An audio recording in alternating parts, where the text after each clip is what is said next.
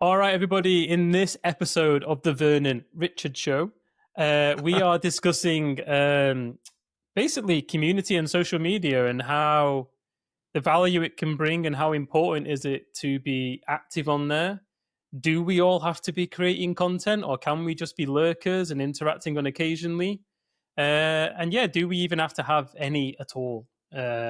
So that's kind of the bulk of it, and then we get to chat at the end about who's our favorite podcast at the moment, and maybe a few ideas about where we might want to take this show in the future.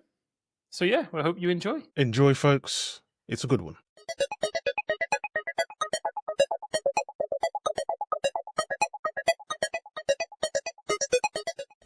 Hello, everybody, and welcome to another episode of the Vernon Richard Show. Oh, I said Richards again. I keep doing that. So hard. Vernon Richard Show. There we go. He was right first time, ladies and Yeah. Greetings. How are you, I Vern? didn't do the cheer. Yeah. Woo. Oh, mate, I am so tired. So I did not sleep well last night at all.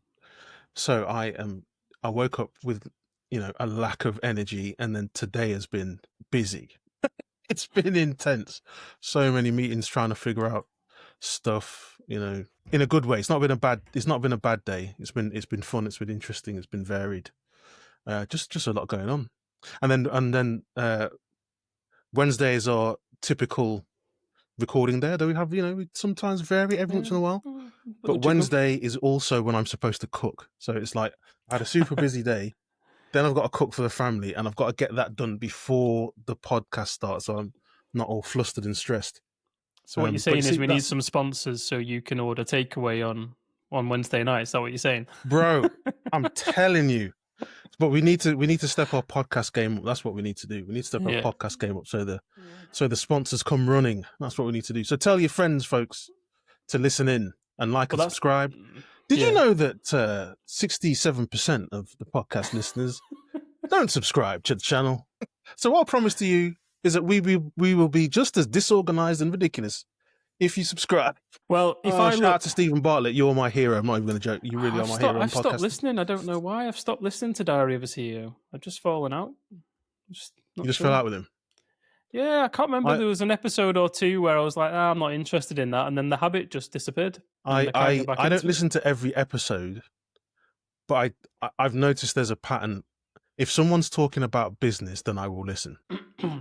Or if it's someone that I'm a fan of, so like there was a dude on there called Jeff Cavalier, I should say, the Athlete Next guy. He's got a ridiculously big YouTube channel as well. Talks about fitness. So he was on it, and I was not expecting that. It was like, and that whole parasocial. See, now we're getting into some. We're kind of what do you call it? Spoiling some topics. But that parasocial dynamic. I've seen Jeff, and it's like seeing my mate on Diary of a CEO. Jeff doesn't know who the hell I am. You know him so well. I'm definitely going to listen to that and listen to that. So that's when I still maybe listen. Like you said, maybe we'll touch on that because it's the same. Like you said, it's the same in software space, right? It's like you see the odd person, you go, well, I'm definitely joining that just because I don't care what they're saying. That's true. I don't care what it's about. I'm going. Yeah, that's true. Whereas sometimes I'll read the topic and be like, that sounds really cool. I don't know who that person is. I may go, I might not go. Like, not, I don't always go based on people, but it's a weird thing. Like some people, it's like guaranteed I'm going no matter what the topic is. And then other times it's never instant.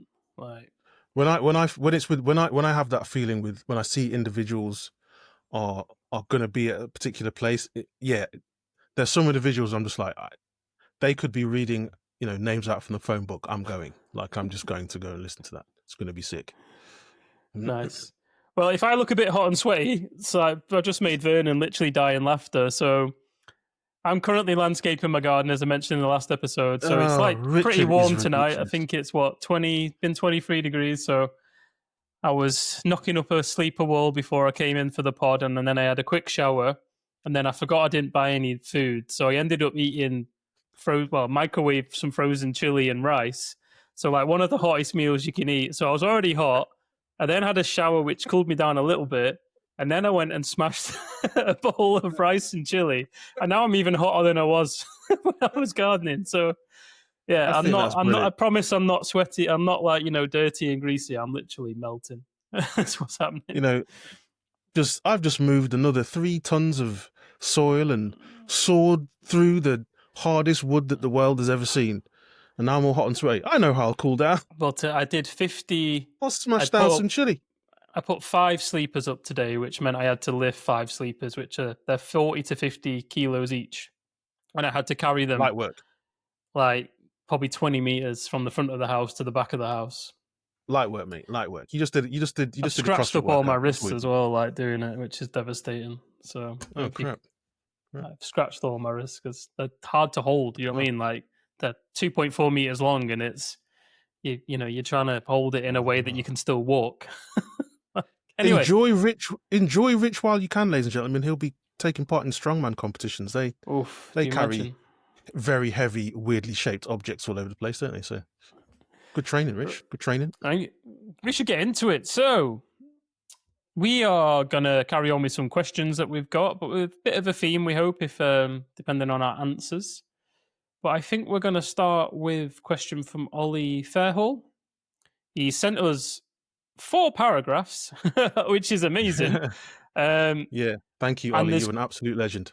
Yeah, there's questions in there, so it's a bit of a ramble. Hopefully, we're going to help Olly work out what he's currently trying to decipher, and at the same time, it will help me and Vern chat about this topic. So yeah, we're all going to figure it out together, Olly. And we are exactly that. So he started straight away with a great question, which is, how important is social media and community interaction to testing? Now, I find this interesting because he said to testing. Yeah, so I think it has evolved quite a lot. I would say I started... When I think about social media, I think about things like Facebook, Twitter, and I think I've explained in the past, when I say Twitter, I'm talking about the Bird app up until 2022, when it became X. So I'm talking about Twitter, and YouTube, of course, and just that's what I think about when I think about social media in the context of testing. And the community interaction was those things, and the comment sections in people's blogs and webinars that were going on at the time that I thought were amazing, and websites that I'd forgotten about until recently. A friend of mine, I think it was Emily actually, shared a link from a website called stickyminds.com. I used to read that all the time. Matt Hoyes used to write every 2 days on there or something. It was crazy prolific. Yeah. So to me, in my career, it has been spectacularly important, because what I didn't appreciate was that there was this group of people and the conversation happening about software testing and software development more broadly. And so when I plugged into that, I was just like, oh, wow, there's all these ideas and there's all these cool people from all over literally all over the world, talking about this topic. And I could get some ideas and I could take them into work and experiment with them and see how well I got in with them. I could go and talk to these folks, and I could, reply to their blogs, and they'd comment back. And it was all super cool. But then as time has progressed, it's changed. It has definitely changed the phenomenon of influencer. I don't even know what to call it. Like, being an influencer has affected everything. It's not 100% negative, but it definitely isn't all positive either. Do you know what I mean? And so I think it's just changed. I thought before it was a little bit more what's the right word, man? It's like natural, organic. Organic could be a good word. I don't want to go too holier than thou. More pure.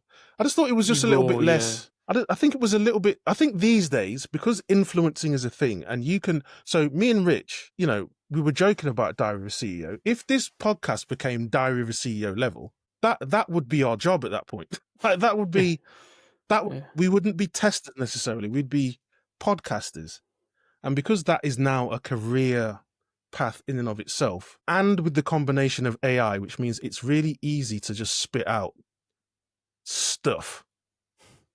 Do you know what I mean? You could just create content super easy. I think it changed the landscape a bit. And also with the death of Twitter and the birth of X, I cannot emphasize, if you were not on Twitter before 2022, man, Twitter was so good.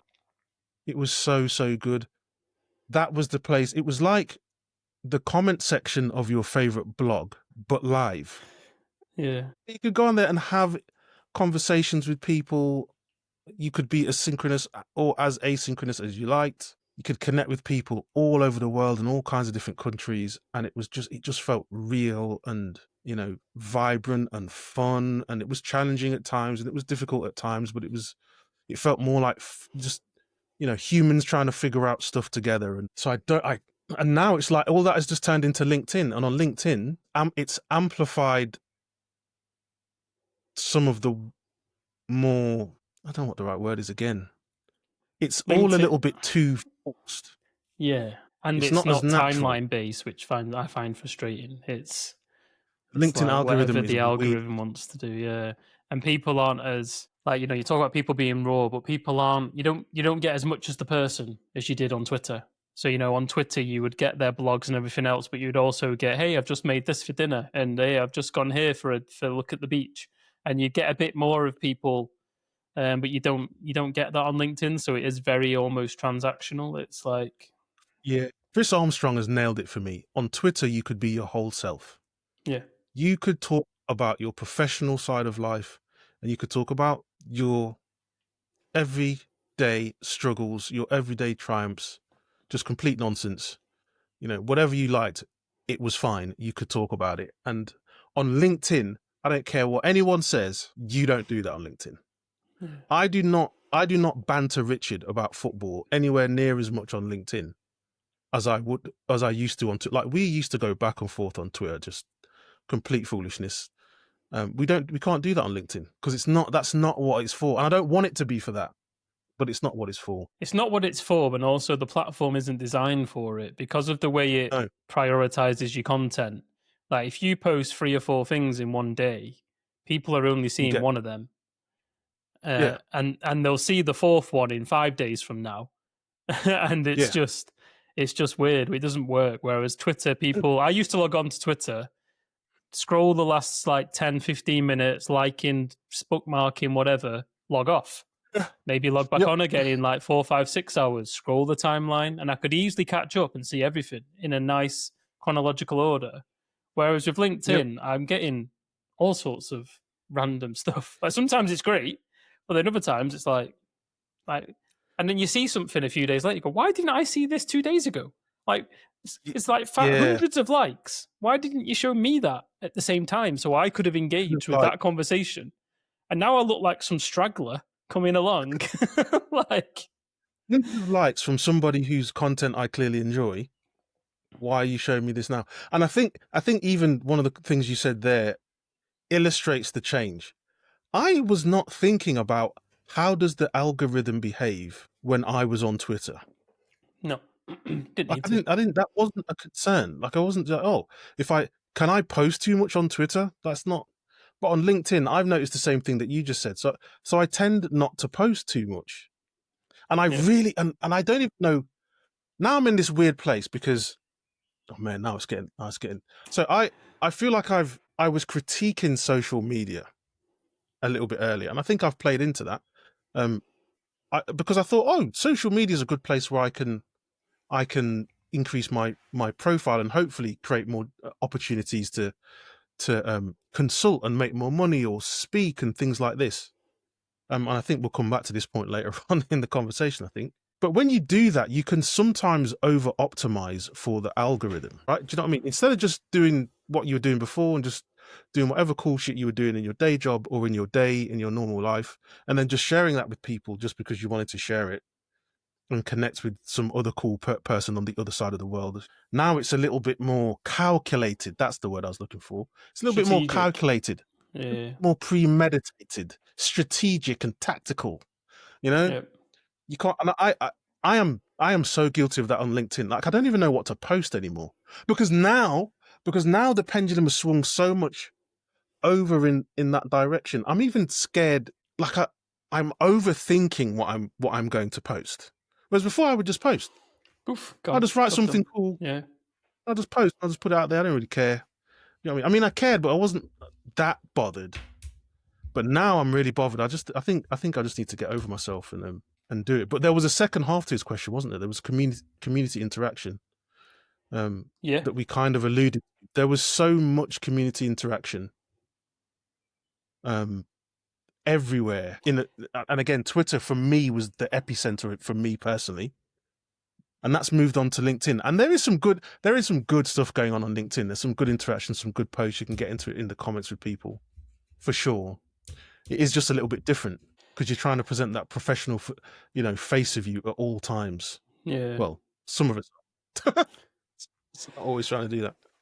Well, I'm thinking about the question as well. Like, I think also, and people might take my next comment in a different way, but it depends also how you view community, as in there is communities, right, which are specifically designed to basically encourage and build and facilitate community.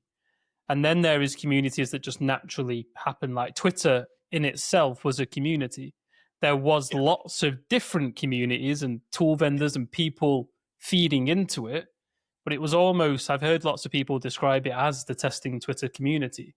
And then people have tried to do that on other social media platforms. There's LinkedIn groups, there's private Slack channels, there's internal communities. So I think, Olly's asked us this question. I think Olly needs to kind of think about what he means when he says community, and how that views to him. Because whenever I feel like, for me, social media almost feels community, there's element of community within that.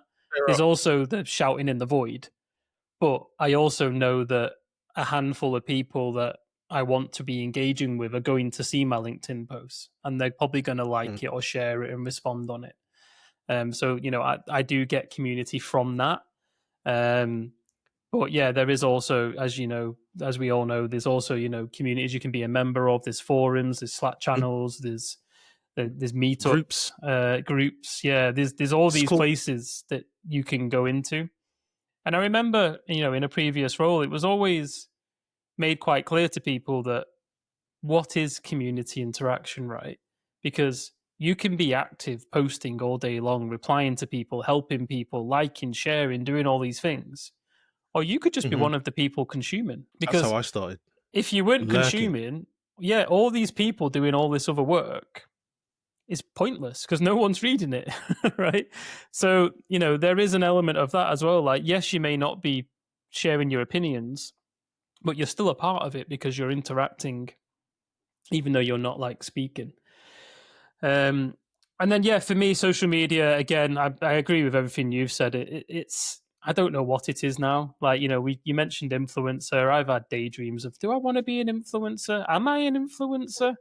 Like, should I? I used to make all those funny meme videos for a while. Like, imagine if I'd continued doing that. Like, and I see all these tech people doing it, and it's like, I could do testing versions of that, but it's like, do I want to? Like, it is a lot of energy on top of a day job. And like you said, you've got to do it with the end goal being, I want to be an influencer. And then basically, you don't have to, but like for me, maintaining a full-time job and trying to do really good social media content and educational content is hard work, because right now my end goal is I don't want to be an influencer, right? But if I did, then you would invest that time to hopefully get to that point where you can jump ship. Whereas we've said it the same, right, with regards to like training and content and public speaking and podcast sponsorship. It's the same there. You can push it really hard to get to that critical mass where you go, it may be sustainable now for me to take the leap and do this full time. Because if I'm making this much money with 14 hours a week, maybe I could double it, triple it with 40 hours a week. And I think that, that for me is like led to this point of, similar to you, where I'm like, what do I want to do in social media? Like, do I want to educate? And if I want to educate, what's the best way of doing that? Is it, writing for free and sharing for free? Is it writing books? Anne-Marie Charette's just released an awesome book. Might as well drop that in And there. shout out to Anne-Marie. Yeah. Go and buy that. It's going in the show notes, and bloody well make sure you use it. You've written a book yourself. Do I want to do courses? So when I think of the last bit of Ollie's question, like to testing, I think they've had amazing positive impact on testing. Huge. I can immediately think of some awful crap that's also happened. There's been lots of bust ups and conflict that's happened on these communities and socials. But that's because I was active in it, and I think if you weren't, what you see now is what you described. Like the amount of information you can now. Like actually, let me just tell a story. So I remember my first job in Manchester. 4 streets down from me, they had Eurostar testing conference. I had no idea. No one in my company had any idea. No one knew this thing was going on. And there was 6 people in my team. I only learned about this like 4 years later, right? And it was only through Twitter that I discovered there was even testing communities. But not even just that people were writing about testing. There was books about testing. Because all I'd had prior to this was a couple of massive books that were in the office and ISTQB. Those are the only things that I'd been taught or told about. It was like, if you want to learn more, you do certs. If you want to learn more, there's 2 books. And I was like, all right, cool. That sounds good. And then that was it. Off I go. And then suddenly discovering Twitter and, communities and social media, it was like, there's loads of books. There's loads of courses. There's tons of articles. And this wealth of information. Yeah, it's absolutely so I would say, we specifically testing, but, you could argue the wider world there's positive impacts. But in software testing specifically, I think it's had an amazing, the growth that I've seen people have through public speaking, writing, doing YouTube videos, the reflection I always talk about that, even doing a simple post on Twitter or LinkedIn, yes, me and you were very, fire everything out, right? But some people even then were more calculated, but it still caused them to reflect. It still caused them to think about, I've had this observation or I've got this great idea. How can I turn it into 140 characters or whatever the hell it used to be? And that caused you to reflect and, understand your own learning that you've had. So I think that side of it was huge. And then obviously the information sharing, the opportunity awareness, jobs awareness. I do think it's had a really positive part. And I also know that that's true because I've seen the decline since Twitter slowed down as well. So yes, other places have come up, but it's more dispersed now. Hello. Okay. So yeah, it's more dispersed now, and I think that in a way is a positive because there's smaller groups of people now, but also in a way it's a negative because you're not seeing a lot of what's going on anymore. Because some of it's on this private Slack, some of it's on Mastodon, some of it's in LinkedIn group. Some of it's on forums. Like it's everywhere. Whereas it used to be, even if it wasn't everywhere, even if it wasn't on the same platform before, it would get centralized on Twitter because everyone would link out to it. Twitter felt the public square of the town hall. everything. Yeah, it did. It felt like the village square of everything, the village green. There was a whole world, but everyone came together there, and there were these different pockets of conversation. So, yeah, I agree with you. I think, the question was how is important is social media and community interactions testing. I think the positives that we just talked about are still there. So that you will still be alerted to things and made aware of things that may have missed your notice otherwise, and it does give you the opportunity to interact with people who are working on cool things and different things, and you can kind of, even though it's a little bit I don't know, oblique to what you're doing in a sense. Like it's not necessarily, you could be working on quantum computers and somebody else could be building websites, but maybe there's one little throwaway line that person can say that can unlock something for you. And those serendipitous things are they're like magic when they happen. So absolutely. I think it's just interacting with humans. I think it is still important. And we've answered the question of how important is it to you. Like, it's still important to me, just from a personal growth point of view. And like I say, I think the way that it's changed, it has given us all an opportunity to elevate ourselves and create opportunity for ourselves, on top of all the cool stuff around connecting and learning, and broadening our perspectives and things. So yeah, I think it's still pretty. I think it's still. I don't think I could ever now not be on some social media platform or other. I can't see that. I'll always be on something, doing something. But I've got to get back to the core, just doing cool shit and just sharing. And just, instead of saying, look at me, saying, look at this. This is cool. Look at this. This person did this and it was interesting. Oh, look at this topic. This is amazing. Getting back to that, rather than just saying, I did this. I mean, that's fine. It's not that I don't want to get all British about it, but it's fine to talk about yourself. You know what I mean? But you don't want to be 100% self-promoting all of the bloody time. But see, that in itself is interesting, because I know me and you have had conversations, and I don't think you'll mind me sharing. So I think, again, it became this space of, I've been doing all this stuff for free and for no gain, right? And like, one thing that we discussed around that sharing was, let's start a newsletter, right? Because a newsletter would give us the habit, it would give us the regular thing, and it would also potentially generate revenue. So that was like, both of us went down that rabbit hole, didn't we? Of like, let's do this. But also, you could just post on LinkedIn once a week, literally just post a thread.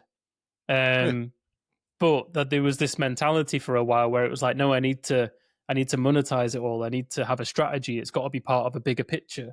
Whereas, like you said, Twitter wasn't like that, or earlier, social media wasn't like that. Whereas now it is very more. We're almost. I'm definitely wired to be like more strategic with it. How's that going to help my goal? What the hell is my goal? Where am I going? What am I doing? Like, why would I spend that 5 minutes writing random posts on Blue Sky or whatever? Like, there used to be a goal, and it's like, I don't know what that is at the moment. So that's interesting. Onto Olly's second part of his question, which is, there seems to be a general push to be active and create content. What do you think about that, and how do you find balance? Is kind of what I'm pulling out of the other 3 paragraphs. So, think I just think, taking everything that we've just talked about in mind, keeping that stuff in mind, I do think it is wise to have some kind of presence on if we're talking professionally, at least on LinkedIn. Like, look like a real human, and look like you are interested in stuff. Even if you are just going on there and liking the odd thing, or reposting the odd thing, or commenting on the odd thing. Like I said before, there's one extreme where you could be like, I don't know, who posts a lot? I don't know. Angie Jones. Angie Jones is always doing something cool.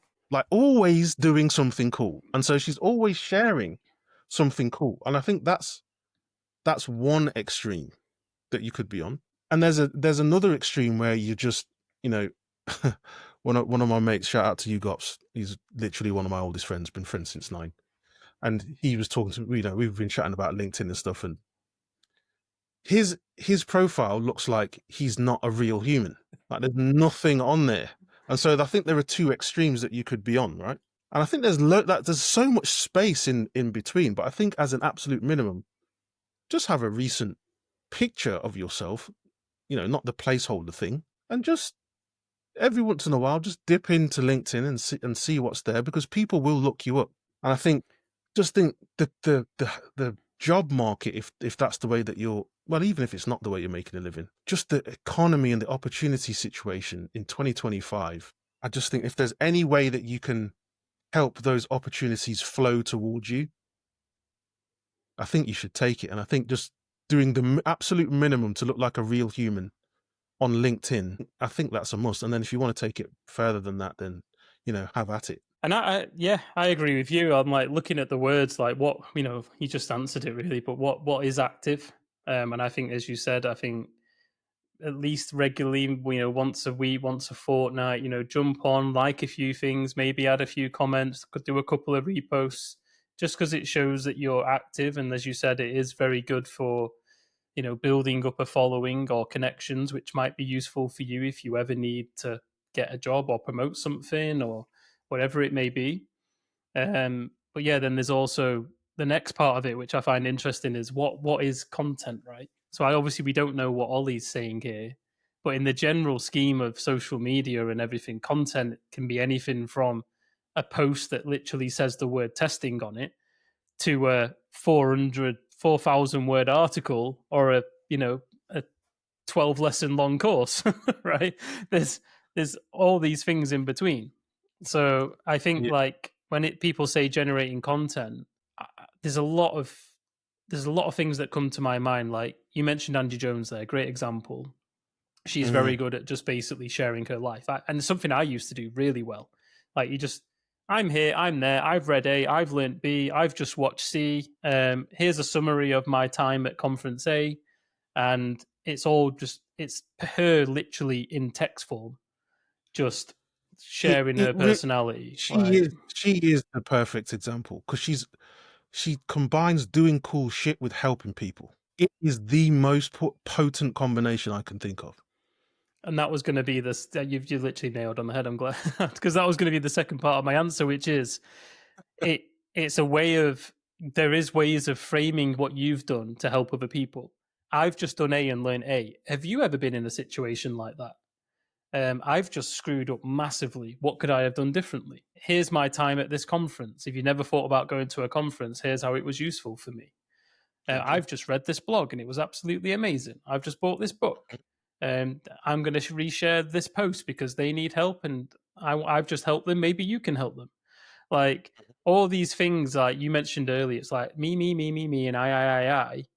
You can do that, but you can do it in a way that also elevates other people and helps other people and prompts other people to think, hey, that's a good point. I should write about that. Or I've had a similar story to that. Maybe I should post my story, or maybe I should comment back here. So yeah, I think that I do think there is, again, like you said, there is a minimum you should be doing with regards to content. Like it could just be a post. After that, if you want to more content, again, I think it's back to what we said, right? What you said as well about when you might need your network, but back to earlier around what's your goal, what's your strategy, what are you trying to do? It's key. Are you trying to build a safety net? Then perhaps you need to put your thoughts out there so people follow you and subscribe to you, because then you're building up that network. Is it that you're trying to help yourself learn playwright? So maybe sharing your progress of learning playwright is going to mean that other people are going to jump on and go, hey, did you know about A? Did you know about B? Have you seen this course? That's going to help you with your journey of learning playwright. It might also hold you accountable, right? We spoke about that a lot last week. There's lots of things that you can get from it, which is basically using social media as that vehicle for whatever that overarching strategic move is that you're, well, not move, but like play strategy that you're trying to do. You know something else that might make it a little bit more tangible is what I've noticed is my ability to articulate myself about what I do improved when I started hanging out in places where there were other testers and software developers talking about these topics. Right. And so when I would hear people describe the work that they were doing or the technique that they were using and why and how they got out of it, what they got out of it, it helped me communicate. And then, as I've done more public speaking and things like that, it's helped me communicate more effectively. And I just, humble brag incoming perhaps, but we're recording this on a Wednesday. The previous Friday, I did a presentation at the company All Hands. It's a typical company All Hands. Company's a few hundred people there. You get a percentage of that, set of people coming. But it went just as a talk, just to communicate a concept. The concept was shift left testing. Because of all the writing that I've done and all the conversations I've had with people like Rich and Angie and people like Ash and people like Martin and people like I'll link to all these people and show it. Like, James bloody hell, James Thomas, jeez. Like you have these conversations with people and they're really sharp and they'll say, oh, what about this thing? What about that thing? And that didn't make any sense. And oh, that was very cool. So that when you're in a situation where you're presenting in a corporate company all hands, you kind of just chill about it. Or if you go to an interview, you just chill, you just yourself. You're like, well, I'm used to talking about this, is fine. I've had this conversation a million times before. And that can be a real tangible upside to being on social media, is that you have more reps in communicating what you do and the why and the nuance and why that nuance is important, why this other one isn't really a nuance, it doesn't matter, it's irrelevant. All these kind of things, they help you in your professional life. When you're in a refinement session and you need to challenge somebody, you now know how to challenge people without looking like a dick. Yeah. Because when I did that on social media, I offended somebody. Let me not do that. But I do need to. There's something I need to contribute to the conversation. If I'm doing a demo at the end of a sprint or something, I'm chilling. Like I just took part in a I don't know, an Instagram live, and there were 100 people in it, and there's like 10 people in this demo. I'm chilling. This is fine. True. This is not scary. Yeah. So I think those can be some upsides for people. Yeah, no, I agree with that. I think, like you said as well, that there's an element of, there's a term for it, like something across the masses. Like when you have an opinion and you share it, and then multiple people say yes, yes, yes, yes, yes. There's almost like this. Actually, it almost validates your thoughts. Whereas, like for example, when I don't know if this is just me, but I'm not a huge reader, right? So, but when I read a book, I'm almost reading books to be told what to do. Like I want the book. I don't read the books like in an opinion way. I read it as in like, well, this person's a bloody author, right? They know. I read it as in like, this is how you do it. They've just told me. Whereas for some reason on social media, I never read it like that. It was like, oh, that's a great idea. Actually, yeah, that's a good idea. Oh, yeah, I think I do that. Whereas when I read a book, it's more like, I'm wrong. I've been wrong my whole life. This person has said you do it this way. And it's like, well, they must be correct. It's probably why I don't read books. I know as many of them. But yeah, I do find it, as you said, like and also it ties back to what you said earlier about it used to be a lot more free flowing on Twitter. And I think that it was more, as you said, it was the relays, the practicing. It was more constant, whereas at the moment it's not. Well, it's not for me anyway. My friend Dean Moon, if he somehow listens to this, he'll be yelling at me. He's like, mate, and Jit as well. Jit Kasai. You used to write all the time, Vern. You're not writing. What are you doing? Same. Well, I have just written something on a completely different tangent, talking about content. So I finally created some articles after a long time. Post about that. I read it. Yeah. So I've written 3. Well, they've got 3 of them, and 3 are ready to be published, and then I've got 3 more to finish. Brilliant. Okay, cool. Which is nice. So it's been good to get writing again. I do like writing, and I think writings is, again, talking about strategic, right? Writing's very good for the SEO, for the longevity of it. But I definitely do prefer podcasting videos. I prefer the more ad lib nature of content. But yeah, I was gonna say, when you write it, what's the I'm gonna butcher this saying, but basically it's something along the lines of if you really want to understand it, you need to write it down. You know what I mean? Like you need to explain it in writing. Yeah. Because I'm like, on video, I'm best in video because I can just, I'm animated and I'm, talkative and this, that, and the other. Whereas in writing, you got to really think about, okay, I don't want to lose. I don't have the ability to do something wacky with my hands and jab hands. I can't do that. Crack a joke and bring people back in and like, yeah. You've got to really be succinct and get to the point and keep people's attention because we're online. There's 1,000,001 distractions. You've got people are reading on their phones. Yeah. If someone is reading your stuff and their significant other calls, are they gonna drop that call because your stuff is so interesting, or are you gonna be like, just bin you off? Or is the next cat video just gonna say, oh, the cat video is way more entertaining than what I'm reading? I'm out of here. Right. So that's why I like writing a lot. It's good. and it really helps get your ideas out. So that's another benefit of the content. Absolutely. I think, creation. the being active in the social media, the importance of it is, like I said, build this network and have it there for when you need it. And then I think the content side of it, whether that's an article or a post, as we've both been alluding to, it's that self-reflection, it's that education, it's that getting better at talking about testing, right? Because that's one thing anyone who's been in the testing community for a long time always says: we are terrible at talking about testing. Like, Oh, even you though suck.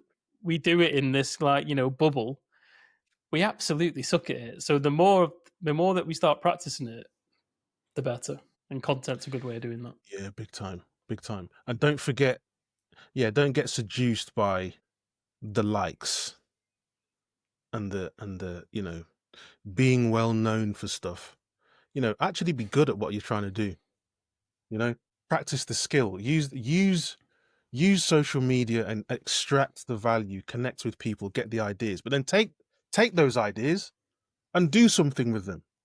And then you get a rep of doing, and then you can come back to social media and tell everyone how you got on. So it's like this nice virtuous circle. If it's just talking and no doing, that's a dangerous, slippery slope to be on, I'd say. I want to reiterate though that there has to be you said, a goal, right? Like, you're saying it there, like, if you want to be a really good tester and you want to keep learning and improving, then that's your goal, right? You've got a very clear one.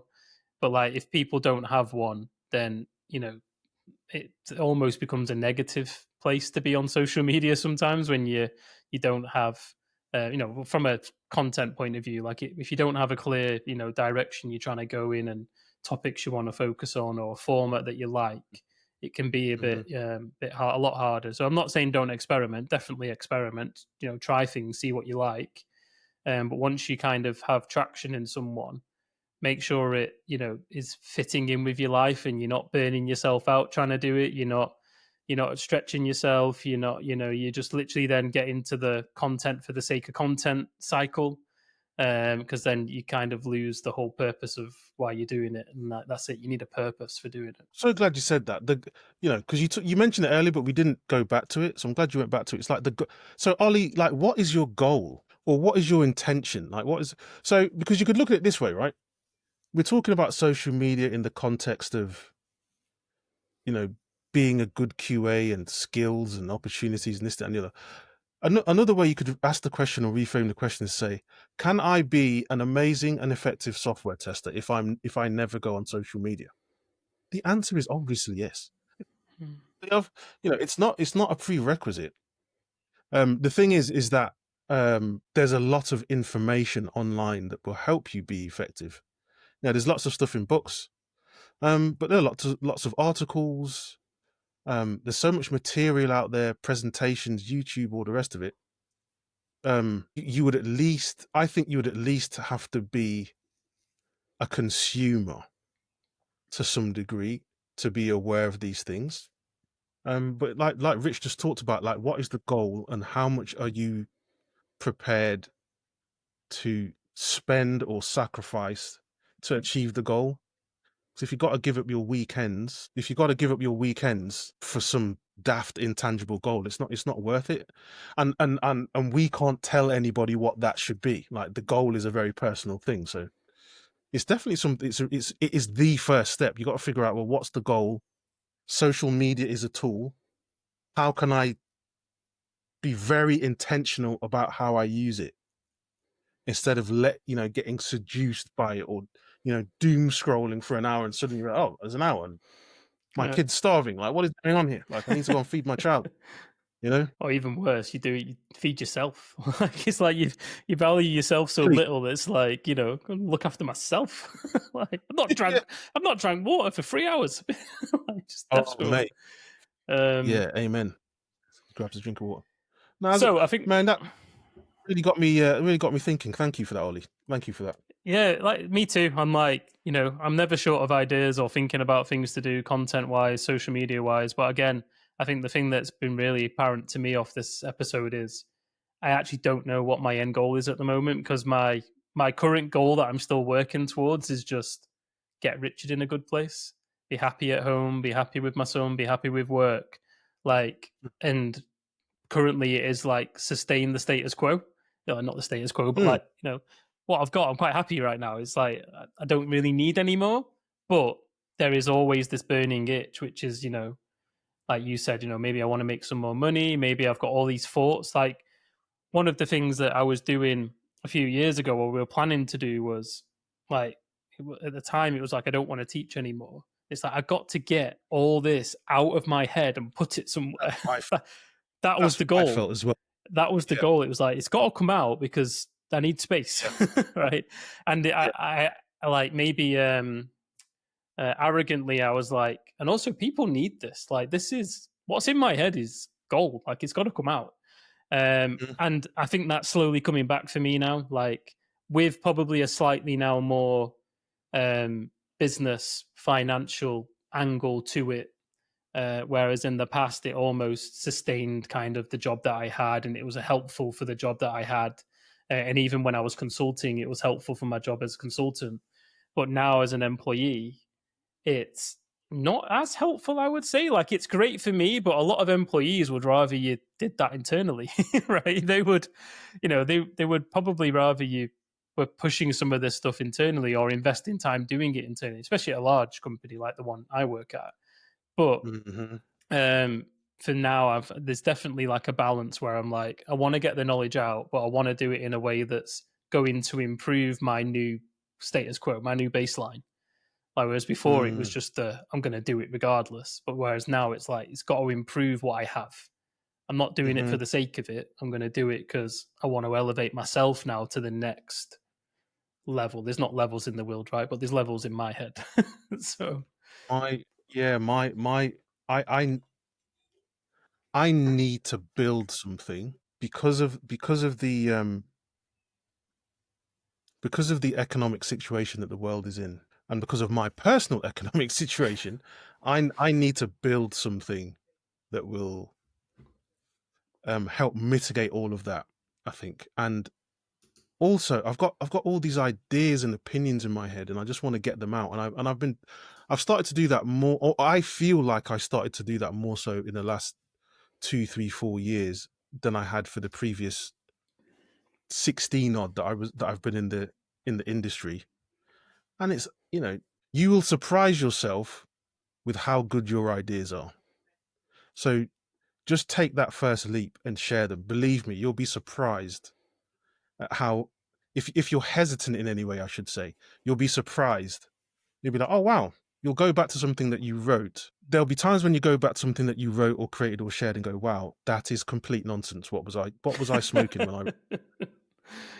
Yeah. But there'll be other times where you're like, holy goddamn, I know what I'm talking about. This is amazing. You'll surprise yourself. I mean, Rich has a really funny story that he shared on the podcast before. He's at work. He's trying to figure out how to do a thing. So I don't know how to do this. So he jumps on Google, finds it, and then I think the first hit was the first was getting it. It's him. Yeah, it was me. Over 3 years ago, Rich doing the thing, saying, "Here's how you do the thing," and he's like, okay, yeah. This is another valuable. This is another upside to doing this kind of stuff. Is that you leverage, you kind of distribute your memory to the internet, and so you can talk to your future self or your past self. Say, hey, you knew how to do this thing, right? Yeah, I did. Thank you. I just forgot. Absolutely. I love that. All right, story. I think we're gonna wrap up quickly. I think with one last question, but I think we'll do it. We'll try and get through it because it is more of a listing as opposed to discussing. This question's from Emily. What podcast do you listen to, and what books do you read? And do any of them influence how you might like to see this show, the Vernon Richard Show, in the future?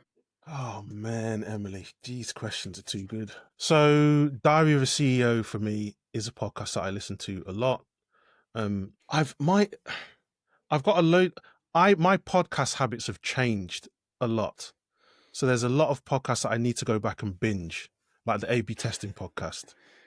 Yeah. And the Quality Talks podcast and the Testing Peers pod. Like the backlog is massive, but the ones I keep going back to in 2025 are things like Modern Wisdom with Chris Williamson, Diary of a CEO with Steve Bartlett. Oh, what is her podcast?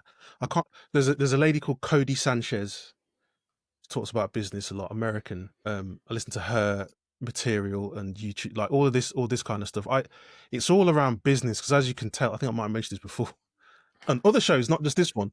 I'm trying to figure out how can I turn what I know into income and opportunity.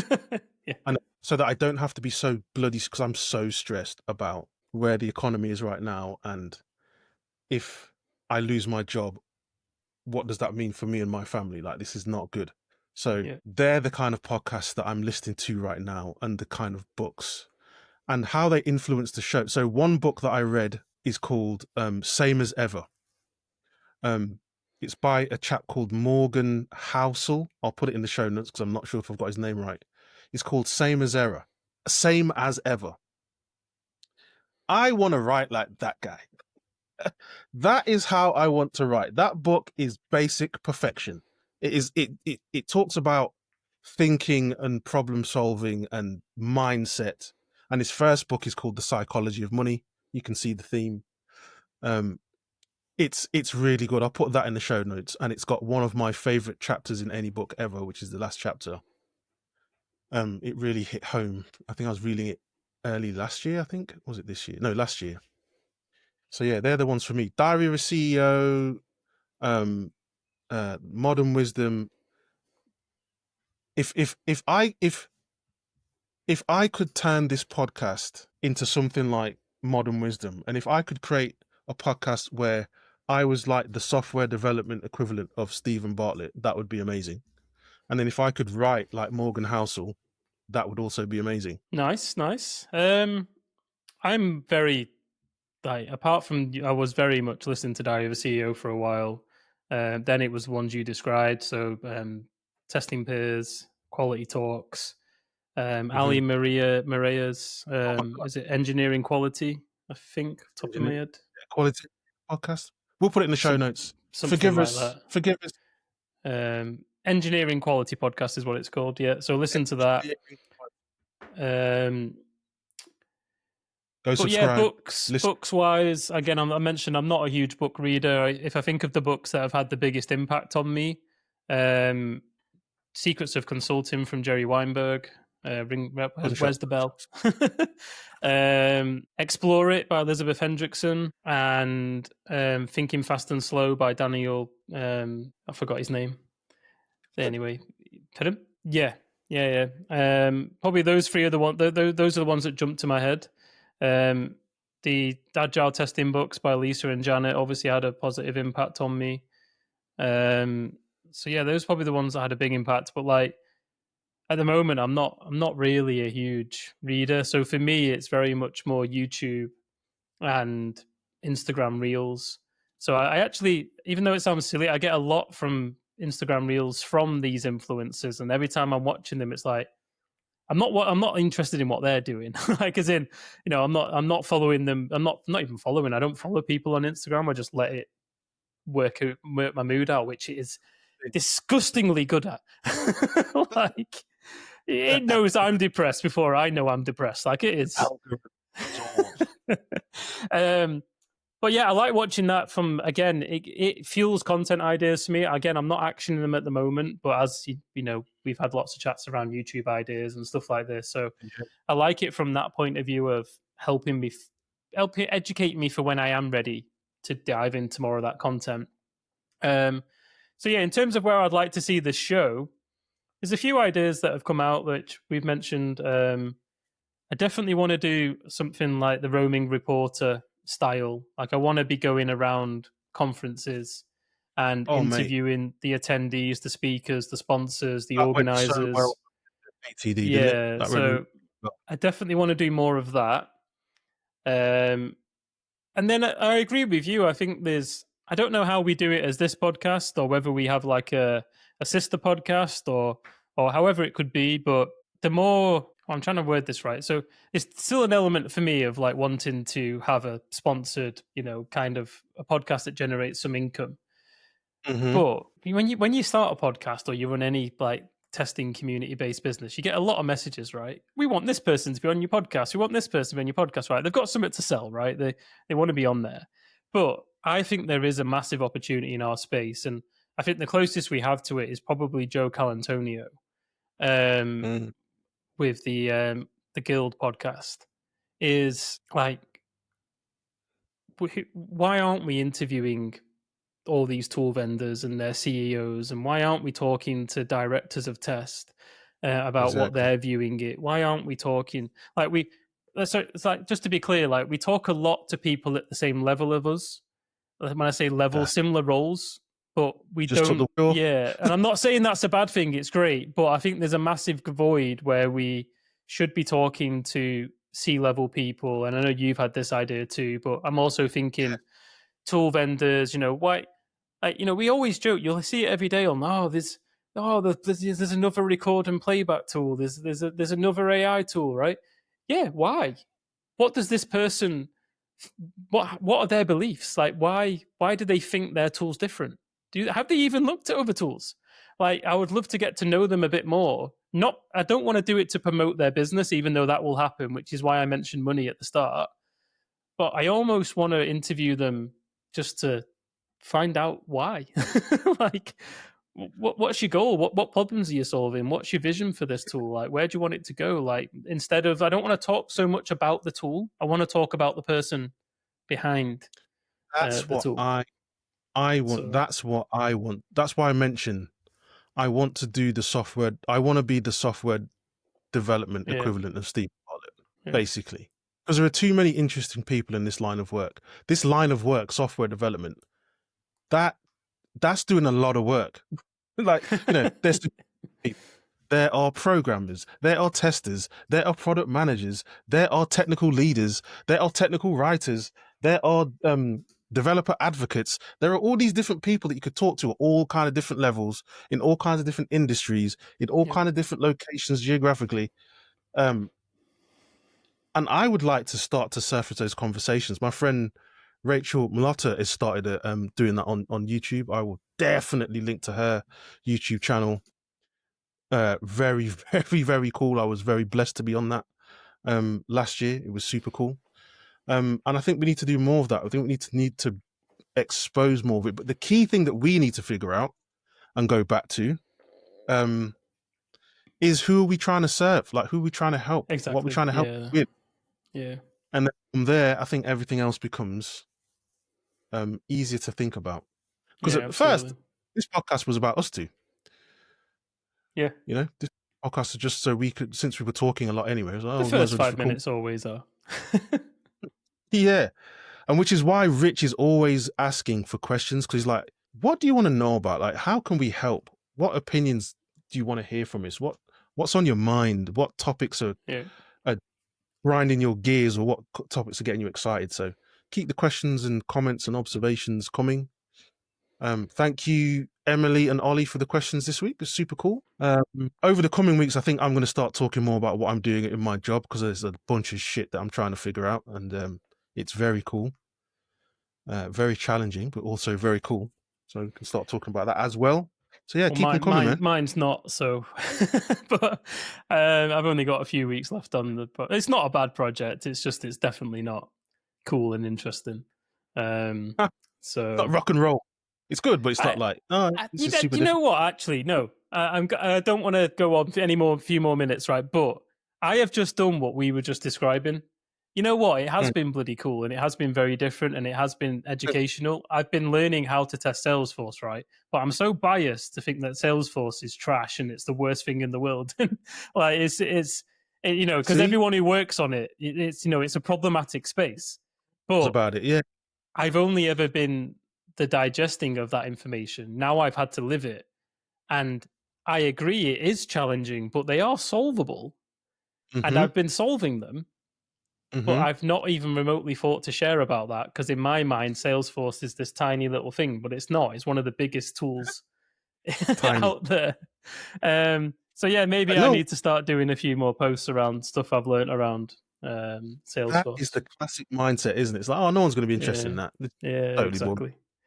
There we go. Right. Well, I hope you enjoyed the episode. As Vernon said, love to hear comments, questions, likes, shares. And yeah, please let us know what you would like to see us do, change, anything along those lines. And thank you for listening. Thank you very much, folks. Catch you on the next one. Bye for now.